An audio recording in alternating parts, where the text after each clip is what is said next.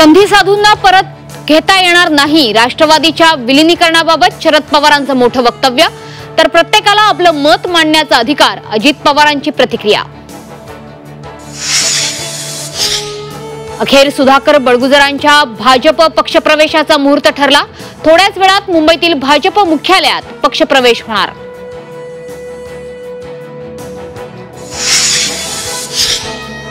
शिवसेनेच्या 4 मंत्र्यांच्या खासगी पीएची नियुक्ती रखडली.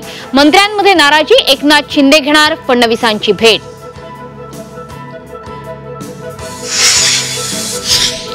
बीडमध्ये मुंडे बंधू भगिनींच्या बॅनरवर आरोपी वाल्मिक कराडचा फोटो. राष्ट्रवादीच्या जिल्हा सरचिटणीस बाप्पासाहेब घुगेंच्या वाढदिवसानिमित्त शहरात बॅनरबाजी. चर्चेनंतर बॅनर हटवले.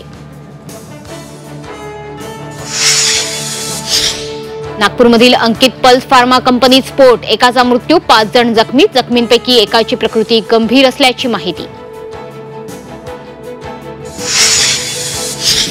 अहमदाबाद विमान दुर्घटनेचा नवा व्हिडिओ समोर. हॉस्टेलच्या इमारतीवर विमान कोसळताच विद्यार्थ्यांच्या बाल्कनीतून उड्या.